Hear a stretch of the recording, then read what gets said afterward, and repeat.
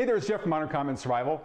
Most concealed carry classes will school you on your Second Amendment rights as well as the most common no carry zones. But there's a little known gap in the information that you need to legally carry your weapon. And it's mistake number 3 in my top 5 concealed carry mistakes podcast interview with EJ Owens of concealedcarryweapontactics.com. Check this out. So EJ, when we're talking about the biggest mistakes that concealed carry people are out there making, that's a danger to themselves or whoever else, we've gone through 2 now. So what is number 3 on your top 5 list for the biggest mistakes that people that carry concealed make, and then what's the best fix for it? Not really understanding their states or county, town, city type, not understanding all those laws that are associated with carrying a gun. Okay, and where the legal problem happens is vocabulary. A legal word may have a much broader context, or application may have a much narrower than how we normally use that word in our everyday walk. So when we look at what does your state allow you to do, there's your broad spectrum gun regulation. But now we get into the county that you live in, and then the city, and then inside the city we have different federal buildings, we have schools and churches. I mean, those are the big ones. But then, you know, what does your state say about a private business who posts that no guns allowed poster at their front entrance? You know, is it a misdemeanor? Is it a felony? Is it merely a trespassing charge? Or if they ask you to leave because they saw it on you, and you leave, it's nothing. You know, so understanding how the states, counties, and municipalities treat infractions of the law, not just what I can do. Well, that's great, but it's more important to know what you can't do. And then on top of it, what's the legal repercussion? You know, if you're cited for it and convicted with it. See, here's another thing. Like on just about every job application, like I should say career application, because there's a big difference between a job and a career. But on a career application, there's probably going to be that question that says, "Have you ever been arrested?" It doesn't say were you found guilty in a court of law. It says, "Have you ever been arrested? If so, explain." So you get out there and whip out your Master Blaster 3000, and you're in the right, but the cop rolls up and says, "You know what? It's kind of some hairy stuff. I'm not quite sure. You know what? You're all going to jail." Put you in handcuffs, and there you go. Well, you can be fine at your little your Saturday afternoon get together when you get out of jail. Like, "See, I told them, everybody. You know, I was right." Great, but how does that affect your job now? Well, Because especially when you look at like today's news. I mean, even if you were in the right and you have to put that down there when you have to explain it, and it's like, well, I was arrested for, you know, brandishing a firearm or whatever, but it wasn't found. A lot. I mean, we have so many active shooter situations and everything now that when they look at it, like, well, do we really want to take the chance on somebody who's arrested, even if he was found not guilty? Do we want to hire somebody that, you know, had anything to do with a weapons charge at all? Yeah, it's funny because, like, if someone says, you know, "Yeah, I was arrested, but you know, it really wasn't founded. You know, they didn't do anything. You know, they dropped the charges or whatever like that." I always kind of say, "Man, did they pull an OJ? Like, did they get off on a technicality, and that's why he's still here? This is really a crazy person." See, that's the predisposition that society gives you when you hear those key words.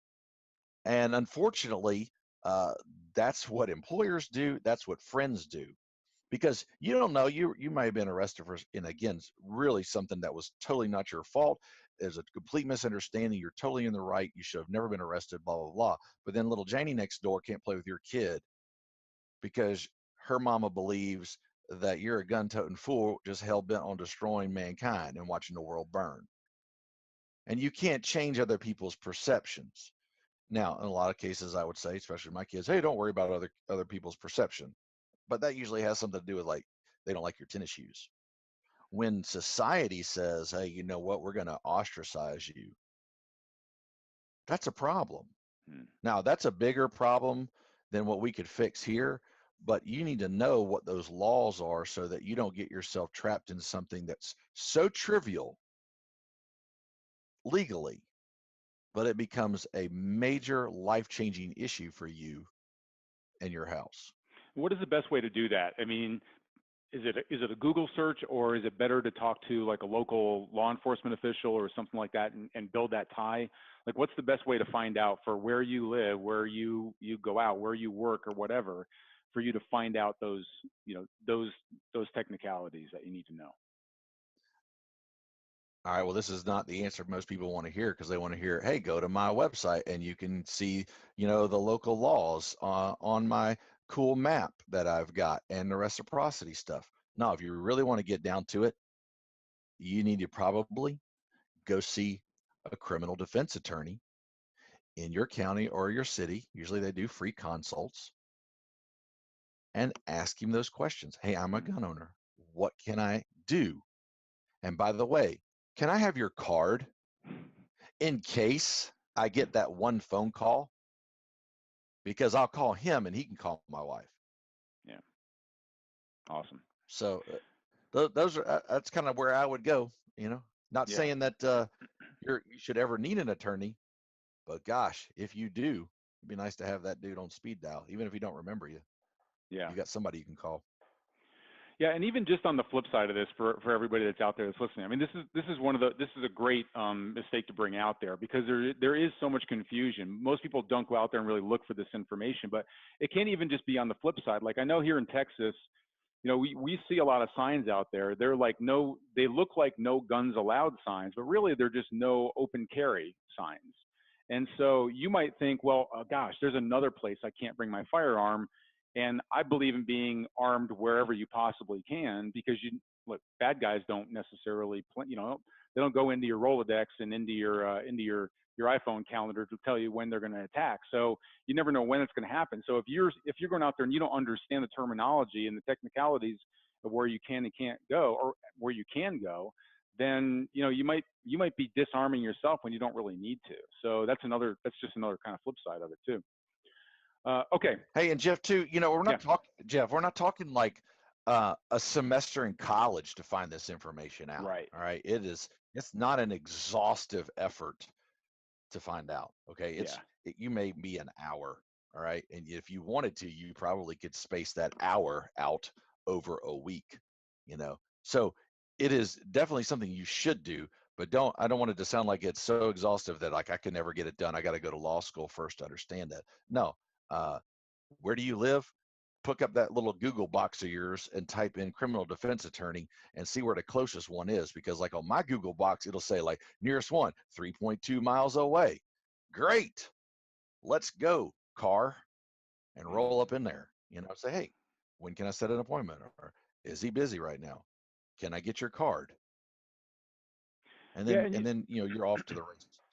You know what else is interesting about this? I mean, first of all, I've never really heard anybody put it the way that you're putting it right now. But the other thing that's really interesting about this is that and why a criminal defense attorney is such a good resource is that you might find out from that criminal defense attorney that, yeah, you know what?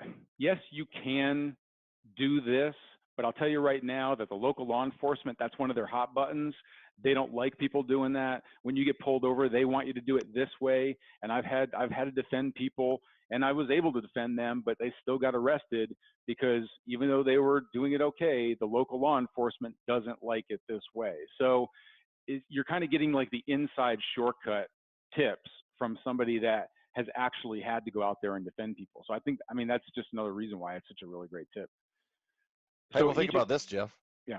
Think about this. Your sheriff, did he, like, rise up the ranks and then he was the next promoted in line, or was he elected? Oh, okay. Because see, if he's elected, then there's other influences. And so whatever the mayor of said county is, making their hot topic, you might see the sheriff say, you know what, hey, Mr. Mayor, we're going to take care of that too. You know what, we may not be able to do 1 through 10, but I can definitely do 1 through 8. We can let the community know that we're out here enforcing this other stuff. And you know what, you may get caught up in that. And again, it's a technicality, but their hot buttons will directly stem, especially from the sheriff's department, could directly stem from the directives coming out of the mayor's office. Yeah, And then really two, you good got to point. look at your police commissioner. What's his stand? Not what does the FOP say, but what does the police commissioner say? Hmm. Because politics bends to the will of the people for the most part, but you may have a vigilante mayor who's like, you know what, I'm the opposite party of what the constituents are, and somehow I made it in, and I'm gonna let you guys know some things.